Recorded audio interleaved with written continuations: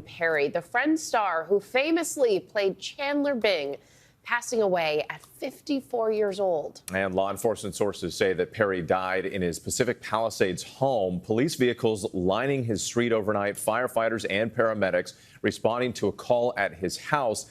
The official cause of death, though, is still under investigation. And just days ago, Perry posting this photo of himself soaking in a hot tub. Matthew Perry was welcomed into the homes and the hearts of generations of TV viewers. And while he earned their affection by playing Chandler Bing, he earned enduring admiration from his peers and his public by sharing his decades-long struggle with addiction and shining a light of hope.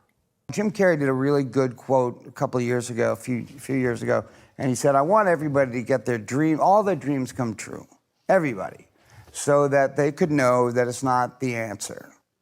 It's an amazing metaphor, you know, in that movie.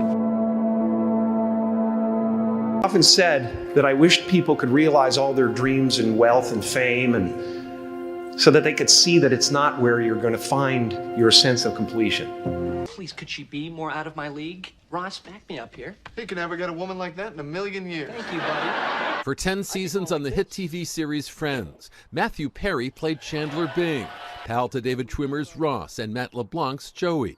Could we be more white trash? Well, I loved Chandler. I loved the show, and I also knew, remember this, because it's going to be the best time of your life. Show success made him a breakout star in the 90s. But Perry was more than Friends. His guest starring role on The West Wing earned him acclaim, showing he could handle drama and comedy.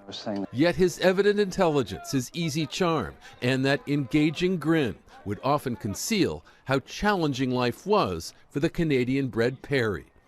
As he described last year in his best-selling memoir, Friends, Lovers, and the Big Terrible Thing, and in his landmark interview with Diane Sawyer, he'd live in the grip of addiction to alcohol and to such prescription drugs as the painkiller Vicodin, taking scores of pills each day. I guess the weirdest thing I did was on Sundays, I would go to open houses and go to the bathrooms in the open house and see what pills they had in there and steal them.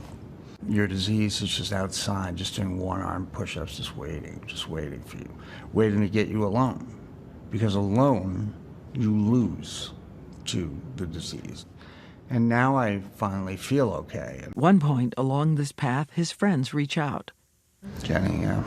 And she says, "We know you're drinking." Yeah, imagine how scary a moment that was. And I said, how? I thought I was hiding it so well. And she said, we can smell it, we can smell it. But I wasn't in a position to stop, you know? And that's what addiction is. But she was the one that reached out the most. You know, I'm really grateful to her for that.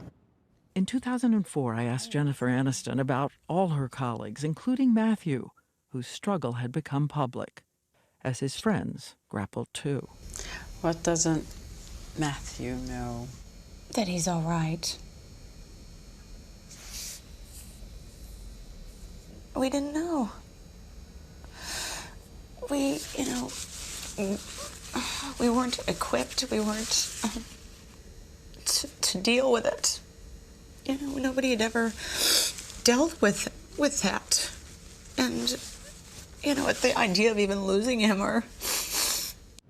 Lisa writes in your foreword that they wanted so much to do the right thing, but they didn't know what it was. They didn't know if there was something they could have said, should have done. That was the truth for my family, too, and me. Daria asks, what advice do you have for people who are trying to become sober? Well, Daria, where are you? Daria? Hi, Daria. Just wanted you to get a little applause.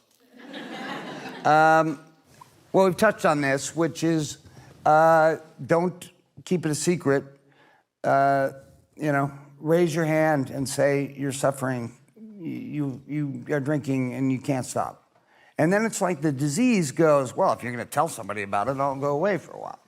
And that's the way it works, but the disease always comes back. But that's my advice. have it stop be a secret, raise your hand, ask for help.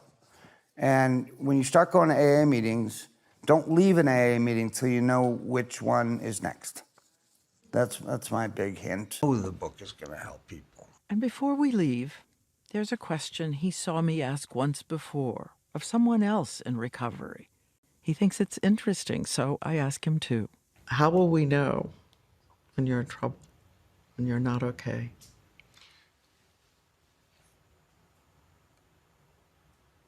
If I say, I'm just going to chill alone at home tonight.